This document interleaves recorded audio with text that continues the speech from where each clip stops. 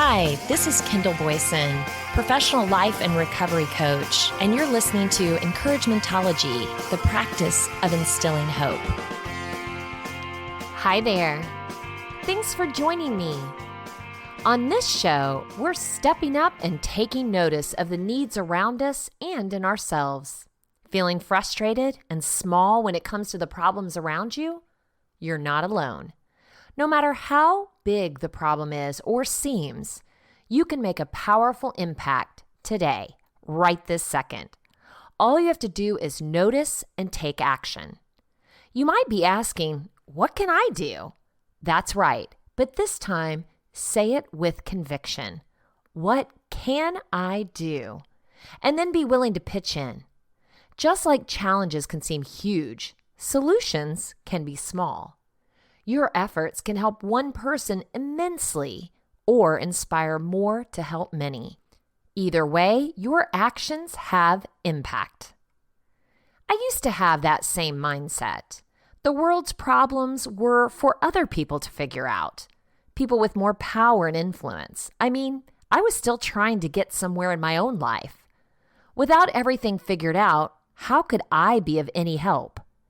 As I started my career, sure, I helped those around me with training, leadership, and a little motivation, but I still couldn't feel the impact of my efforts.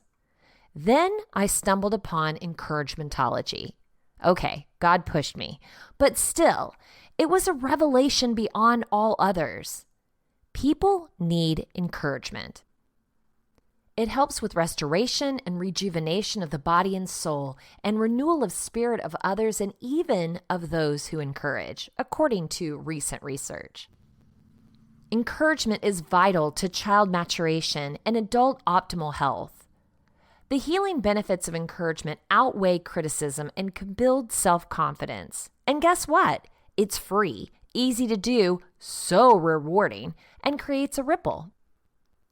When you change the outlook and trajectory of a person, the sky is the limit, and there's no telling how high and how far they can go. We all have needs, and encouragement is just one of them. Over at haponomy.org, I found the Haponomy Human Needs Model. So, what do we need? One single question will determine your entire life. Do you know which one? Above all else, do you know the answer? Answers from a handful of people have determined the course of our history, and still, it's a question we rarely ask ourselves. What do I want in life? You may end up with success, fame, money, wisdom, maybe happiness. Generally, though, it stops there. You probably don't give it that much conscious thought. You unconsciously chase for the answer over your entire life, for the pursuit of happiness, and then you die. Recently, science joined the debate, and the results have been astounding. Never before have we known so much about what we consciously and subconsciously look for in life. We're not the first to think of what we need in a scientific way. The grandfather of human needs, Abraham Maslow, is probably best known for his Maslow 5-dimension pyramid. It's considered to be the very first important human needs model. Built in the 1940s, there's a lot of merit to this model as it identifies key categories in what we need. Later on, the 5-level model was revised to add cognitive needs, aesthetic needs, and self-transcendence. Using the perspective of consciousness, both of an individual and group, is an alternative approach to answering the question of what we need. The theory of spiral dynamics, developed by Beck and Cohen, provides an intriguing angle as they focus on levels of consciousness. They suggest that the key driver of our needs is the level of awareness we have in the world, basically a primarily spiritual perspective of life. Most recent research, 2010, led by Douglas Kendrick, offers a third alternative view of looking at the question, what are we looking for? The studies suggest that our needs for survival and gene transfer command our entire existence. Procreating, parenting, and finding a mate are at the core of our existence. We are bodies, minds, and souls. Did you notice that the three model types all have their own distinct angle on what humans are? Maslow mainly focused on the mental and psychological dimension of people, albeit Maslow 1 covers our bodily survival needs. Beck and Cowan targeted the spiritual part, while Kendrick zoomed into our biology. To us, human beings are not primarily biological, psychological, or spiritual. They're all three. This is why focusing on one dimension constitutes a fundamental limitation which we want to transcend. A model that has the ambition to explain what we need should therefore encompass all three parts, body, mind, and soul, whatever the latter exactly is. There are two additional limitations to Maslow's pyramid, which we want to transcend. First of all, the Maslow pyramid suggests a linear build up between these dimensions, as if in case we'd feel insecure, we wouldn't yet open up the levels that are on top of the second level of Maslow's pyramid. To us, all the needs are simultaneously present, depending on who you are, where you're from, and what specific situation you're in. One or some needs will just be more at the forefront. Finally, as with the spiral dynamics model, we believe that a truly usable model should not only be applicable to the individual, but also to the group entity, whether that's a city, country, continent, or even humanity as a whole. The Hypotony Human Needs Model explains this model contains 5 main spheres divided into 21 different dimensions. Yes, people are complex beings.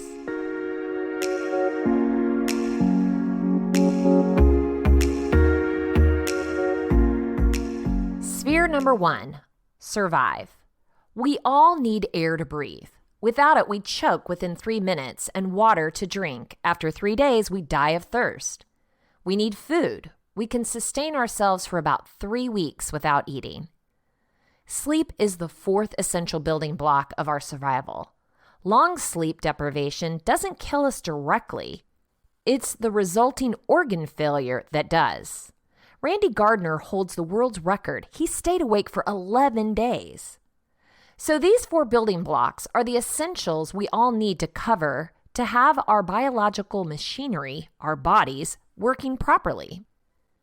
Sphere number 2, feeling at ease. We all strive to achieve a minimal level of comfort, security, and ease both of our bodies and minds. This need manifests in many ways, 6 to be more exact. At the basis, we all want to be safe.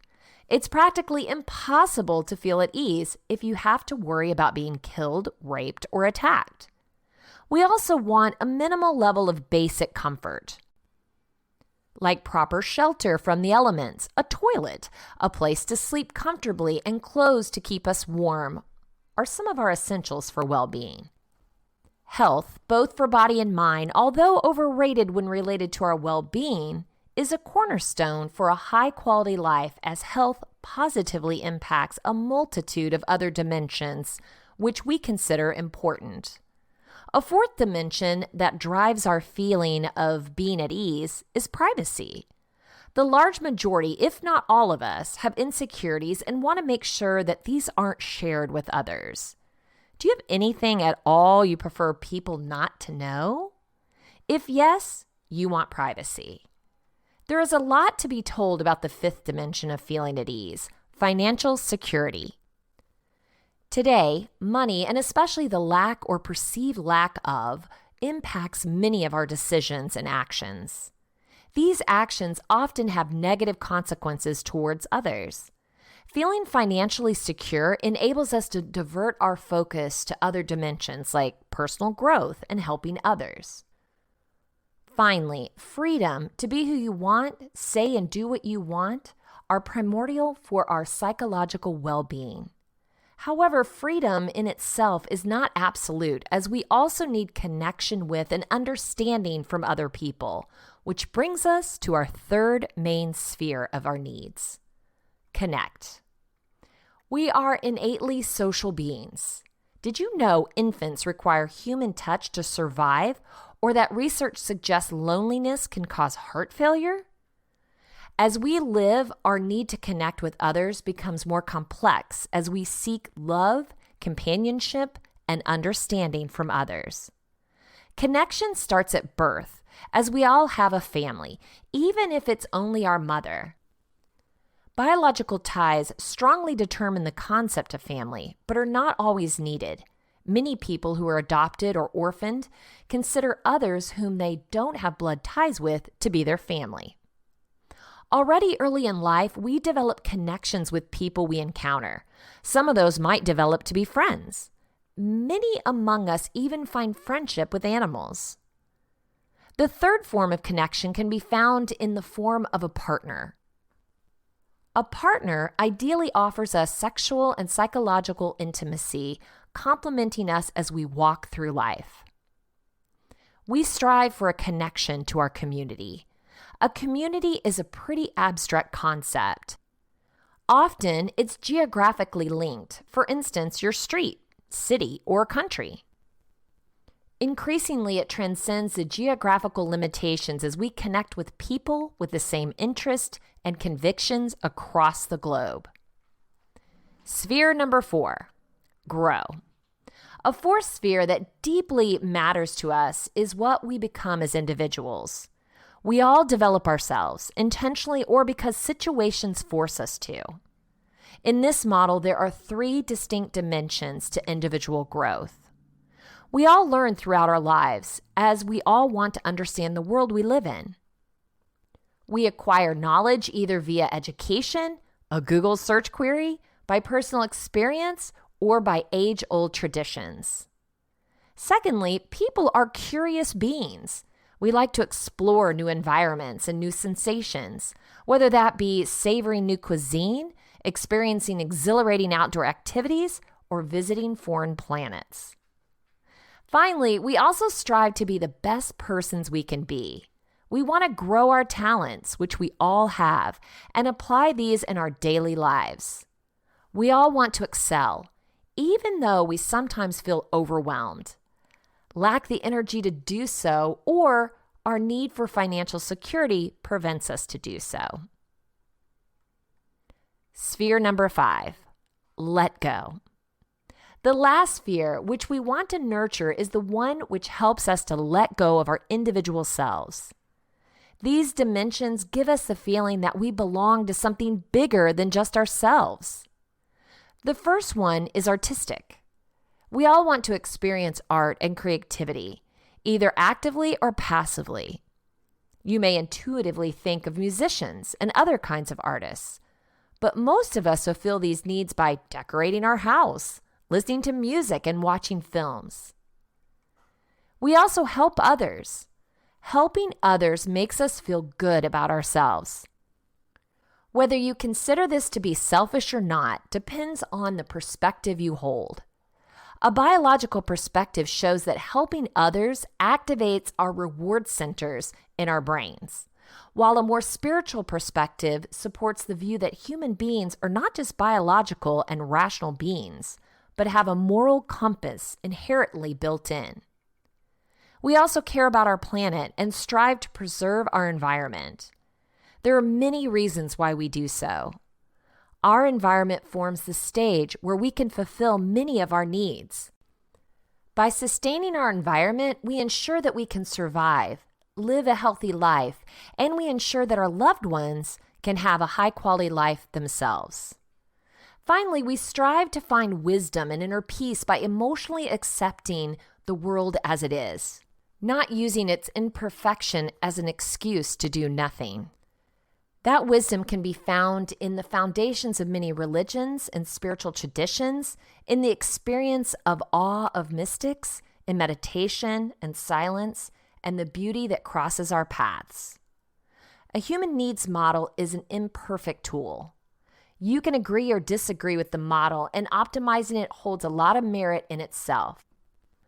I remember a story that was circulating around Facebook a couple of years ago. It was about a woman, I believe she was in her 90s, who wrote a note and left it in a neighbor's mailbox. The note asked for friendship. She had lived in the neighborhood for many years and didn't really know her neighbors. Now she's all alone and needing companionship and conversation. The neighbor answered and then some. She baked some cupcakes, grabbed her daughter, and went for a visit. This visit was just the start of a beautiful friendship. What struck me about the story was that the neighbor mentioned seeing the woman for years sitting on her porch, but just figured she didn't want to be bothered. When I moved my desk to the front of the house, I was finally able to feel a part of the neighborhood while I was working, thanks to some beautiful picture windows.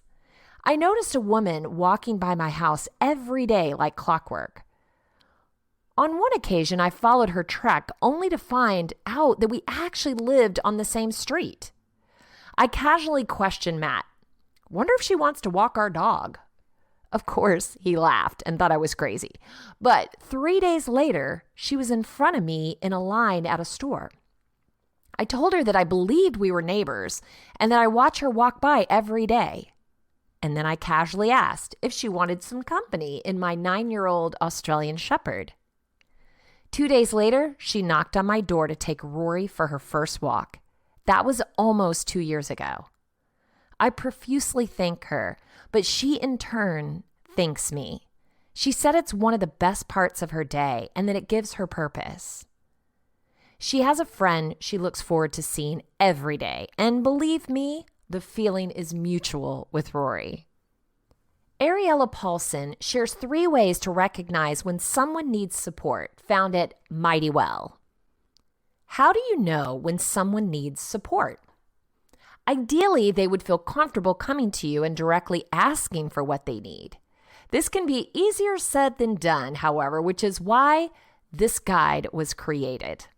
If someone you care about seems to be struggling but hasn't directly come to you, don't take it personally.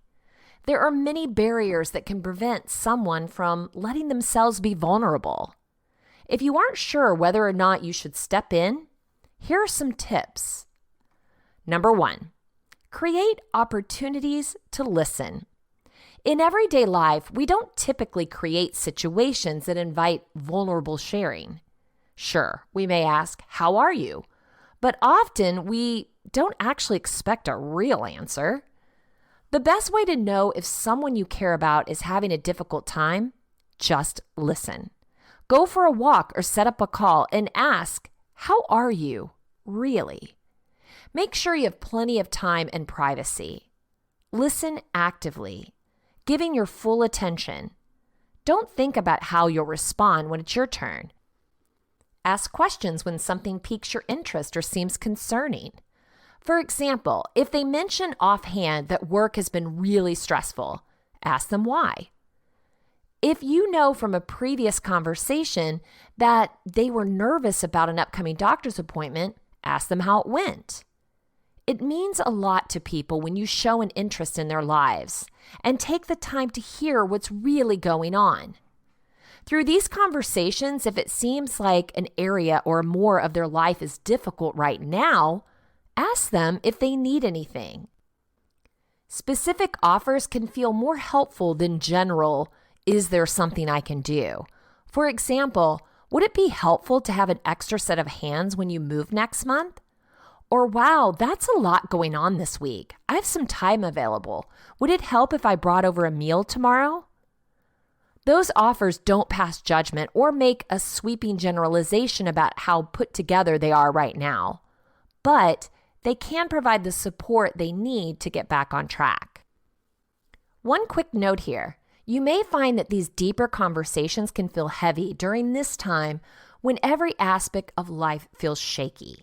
It helps to end conversations on a positive note. You could try by sharing something you're grateful for, setting up something to look forward to, or asking them to tell you more about something they mentioned that was going well. Number 2, notice changes. During times of increased stress or mental health challenges, we tend to put on a show to save face with the world. Some things will slip through the facade, however, so it's important to keep an eye out. Have you noticed any changes in their personal hygiene, spending habits, alcohol consumption? When they talk about themselves, do they use negative language or self-deprecating jokes? Do they spend their time differently? Do they still show interest in hobbies? Does their mood, personality, or energy level seem different? These signs and more can cue you into something is up. You can also use these changes as a way to start a conversation. I've noticed you're not painting as much anymore. Is everything okay? Be mindful of changes like hygiene, weight gain, or alcohol consumption that carry additional stigma. They may not be the best conversations to start with and may lead the person to become defensive or embarrassed.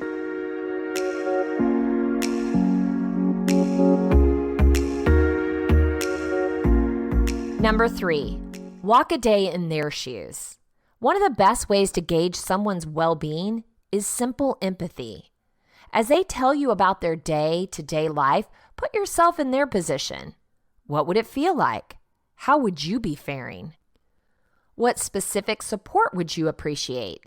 Using this perspective to offer support can also be a way to show them you would need help too in their shoes. I can't believe you're handling this so well. If it were me, I'd definitely be struggling. Do you want help with blank? Pride can be a tricky barrier when it comes to accepting help, so this helps take the focus off of them. In the end, it's better to have offered support or at least made it clear that you care and are available if they need it in the future. Even if they aren't ready to accept support, the extra communication will help them feel comfortable coming to you later, and it feels good to know people care about you, even when you're not struggling. Do you have a friend you love confiding in? Have you ever wondered why? Is it because they give great advice, or is it because they are good listeners? There's an outreach group whose mission is to talk to the homeless. They take 2 bag chairs and invite the person to have a chat. Being heard is such a powerful and empowering act. Not trying to fix a problem and provide a solution, just listen actively. I developed a practice called Here's Your Cue. Q stands for connect, understand, and encourage. To understand, you have to listen. I also created a hashtag share, learn, grow. Sharing your fears, challenges, triumphs, and dreams with another person helps you to learn and grow. We are our own best teachers. There is a world of knowledge in those around you. Now, reach out and start up a conversation. I want to talk a little bit more about active listening. Optimal Lifestyle gives us a better idea of active listening, how to be a great listener. This is found on their YouTube channel. Many of us don't listen to other people. Instead, we just think and wait for our turn to express our own opinion. Take a step back and look at your colleagues' conversations. It's likely it'll look more like 2 monologues where everyone tells about themselves. The cure for it is active listening. It's a very powerful skill. It brings people closer, builds trust, and helps people to open up. Here are 5 steps on how to do it. 1. Stay focused. Keep natural eye contact, don't judge, and be patient. 2. Really listen. Don't think about your similar experiences and what you should tell next. 3. Allow for periods of silence. Wait till the other person speaks again. 4. From time to time, repeat the other person's words or paraphrase it back to them. It will reassure that you really listen and encourage them to open up. 5. Understand the emotions behind the words. When you paraphrase, also try to express the other feelings back to them. Active listening is rather difficult and can be more tiring than talking itself. Be prepared for long conversations. On the other hand, you will gain trust and people will simply like to spend time with you. You will also understand them much better. At the beginning, try it with your spouse or a good friend. You'll see how great they feel after talking to you. If you want to learn more about optimal lifestyle, subscribe to our channel below.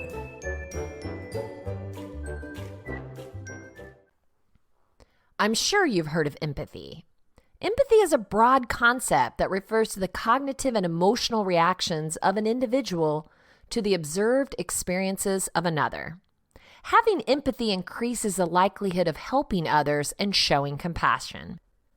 Lesley University informs us on the psychology of emotional and cognitive empathy found at lesley.edu. Empathy is a building block of morality for people to follow the golden rule. It helps if they can put themselves in someone else's shoes. According to the Greater Good Science Center, a research institute that studies the psychology, sociology, and neuroscience of well-being. It's also a key ingredient of successful relationships because it helps us understand the perspectives, needs, and intentions of others. Though they may seem similar, there is a clear distinction between empathy and sympathy. According to Hodges and Myers in the Encyclopedia of Social Psychology, empathy is often defined as understanding another person's experience by imagining oneself in that other person's situation. One understands the other person's experience as if it were being experienced by themselves. A distinction is maintained between self and other. Sympathy, in contrast, involves the experience of being moved by or responding in tune with another person. Researchers distinguish between two types of empathy. Especially in social psychology, empathy can be categorized as an emotional or cognitive response. Emotional empathy consists of three separate components. The first is feeling the same emotion as another person.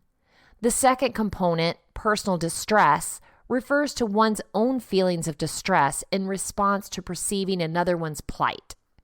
The third emotional component, feeling compassion for another person, is the one most frequently associated with the study of empathy in psychology. It's important to note that feelings of distress associated with emotional empathy doesn't necessarily mirror the emotions of the other person. While empathetic people distress when someone falls, they aren't exactly feeling the same physical pain. This type of empathy is especially relevant when it comes to discussions of compassionate human behavior. There's a positive correlation between feeling empathetic concern and being willing to help others. Many of the most noble examples of human behavior, including aiding strangers and stigmatized people, are thought to have empathetic roots. Debate remains concerning whether the impulse to help is based in altruism or self-interest. The second type of empathy is cognitive empathy. This refers to how well an individual can perceive and understand the emotions of another. Cognitive empathy, also known as empathetic accuracy, involves having more complete and accurate knowledge about the contents of another person's mind, including how the person feels. Cognitive empathy is more like a skill. Humans learn to recognize and understand others' emotional state as a way to process emotions and behavior. While it's not clear exactly how humans experience empathy, there is a growing body of research on the topic. Experts in the field of social neuroscience have developed two theories in an attempt to gain a better understanding of empathy. The first, simulation theory, proposes that empathy is possible because when we see another person experiencing an emotion, we simulate or represent the same emotion in ourselves so that we can firsthand know what it feels like. That comes from Psychology Today. There is a biological component to this theory as well. Scientists have discovered preliminary evidence of mirror neurons that fire when humans observe and experience emotion. There are also parts of the brain in the medial prefrontal cortex that show overlap of activation for both self-focused and other-focused thoughts and judgments. Some experts believe that other scientific explanation of empathy is in complete opposition to the simulation theory. It's theory of mind, the ability to understand what another person is thinking and feeling based on rules for how one should think or feel. This theory suggests that humans can use cognitive thought process to explain the mental state of others. By developing theories about human behavior, individuals can predict or explain others' actions according to this theory. While there's no clear consensus, it's likely that empathy involves multiple processes that incorporate both automatic, emotional responses and learned conceptual reasoning. Depending on context and situation, one or both empathetic responses may be triggered. Empathy seems to arise over time as part of human development, and it also has roots in evolution. In fact, elementary forms of empathy have been observed in primate relatives, in dogs, and even in rats. From a development perspective, humans begin exhibiting signs of empathy in social interactions during the second and third years of life. According to Jean Dicity's article, The Neural Development of Empathy in Humans, there is compelling evidence that prosocial behaviors such as altruistic helping emerges early in childhood. Infants as young as 12 months of age begin to comfort victims of distress, and 14 to 18-month-old children display spontaneous, unrewarded helping behaviors. While both environmental and genetic influences shape a person's ability to empathize, we tend to have the same level of empathy throughout our lives, with no age-related decline. It's true that we likely feel empathy due to evolutionary advantage.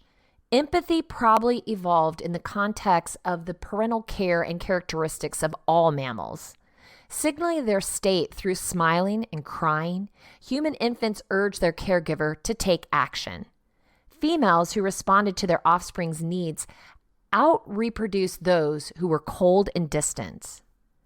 This suggests we have a natural predisposition to developing empathy.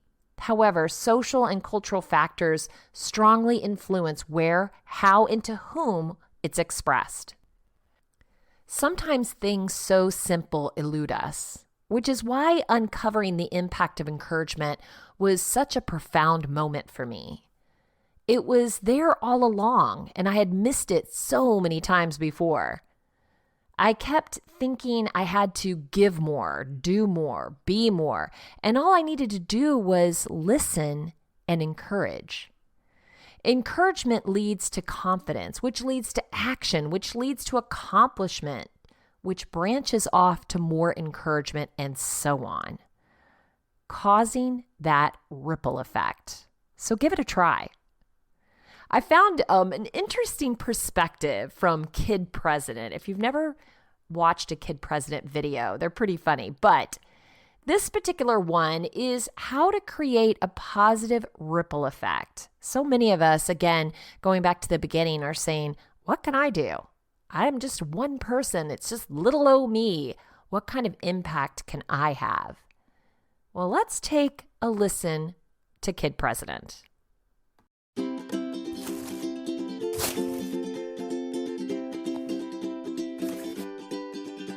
Oh, they smell like America.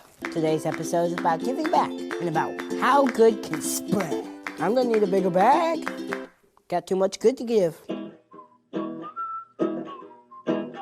You're not one of those people who say the world can't be changed. You believe that it's everybody's duty to give the world a reason to dance, right? We have a whole world to make more awesome. People, we need you. We really need you. Kids, people who used to be kids, everybody. But how, Kid President? Everything's terrible. Hey, quiet you. I know, sometimes things can look pretty dark, but there's always light. Light is always still there. In fact, let me show you how good spreads. Yeah, this is my baby right here. Okay, I need you guys to listen up. This is how good spreads. Let's read. How does good spread? Can we make the world brighter? Can we together make somebody's load lighter? Some people think good only spreads if you have lots of money, or a nonprofit who makes a cool video that's slick and really funny. Burp.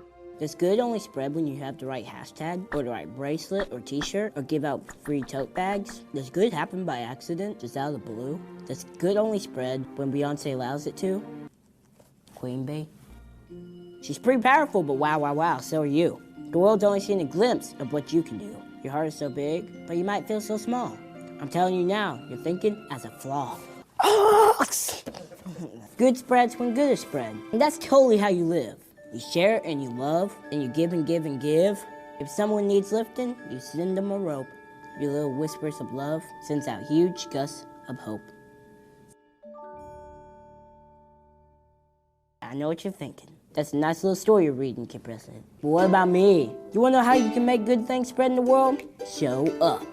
Show up in the world. You'll be a light. You'll see work to be done on your left and your right. Like Caitlin, a girl who met people in need and started putting inspiring words on dusty old keys. Now she gives people jobs and second chances. She's filling the world with more and more dances. Or Ricky, a funny guy who wanted to share random acts of kindness everywhere. Communities are changing in Cleveland and tons of other places because Ricky just wanted to put smiles on folks' faces. I mean, there's other things too. Ever heard of Socktober? Well, Brad, the guy behind the camera here, before we started all this Q President stuff, he started Socktober. He was just a guy who wanted to make a difference. He was just a sad, pale man. Hey, come on. It's just the truth. Well, anyway, he heard socks were one of the most needed but least donated item in homeless shelters, right when they're preparing in the winter months. There are over 600,000 men and women who are homeless in the United States. And some of them were children. He started telling some friends, and then they started telling some friends, and telling schools, and telling churches. And then the next year, grew even bigger. We started this little Kid President project, and I invited some people to help out. October! And you totally have. October drives have happened all over the United States, in every single state, and on every single continent. That's the whole world, y'all. There's just a need. There's good to be done, and we're inviting people to do it. I guess that's just how good spreads. So how will you show up? How will you make things brighter? By loving the people next to you and making your loads lighter. Anger is contagious. Hate and fear, they are too. But I'm not here to spread those, and neither are you. We're here to spread hope and make the world dance. Open your eyes and your heart, and we might stand a chance. Get out of your comfort zone and get out of your head. Get to loving people, and good can't help but be spread.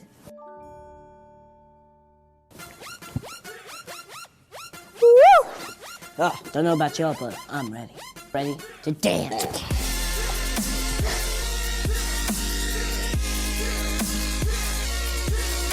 Ooh, mail.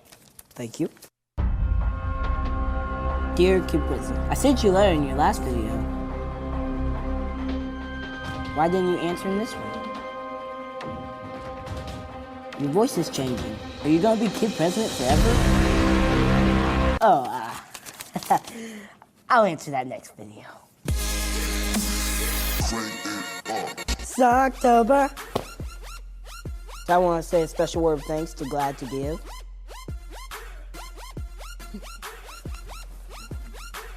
This October is going to be the best yet. And it's thanks to people like you, and also the awesome brands like Glad. Glad to Give. They're pinching in and making incredible stuff happen. Check out this bag, y'all. I'm filling up this bag with as many socks as I can. That bag can help my neighbors who are homeless. America socks. I love America socks. Everyone's pitching in, and that makes good spread. Now, if you excuse me, I got some socks to collect and some bags to fill. I'm out.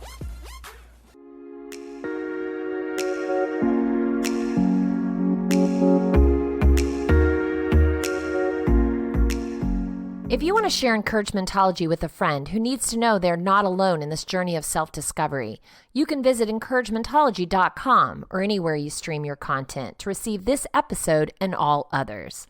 Follow us on Facebook and Instagram for additional encouragement throughout the week. So I challenge you, take notice of those around you who may have quiet needs. You have the power to make a real difference with the actions you take. Listen to understand and take the time to share words of encouragement. It's free and far-reaching.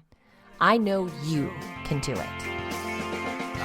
Thank you for listening to Encouragementology with Kendall Boyson, where we find positive ways to handle some of life's challenges. I stumbled through until the path was clear.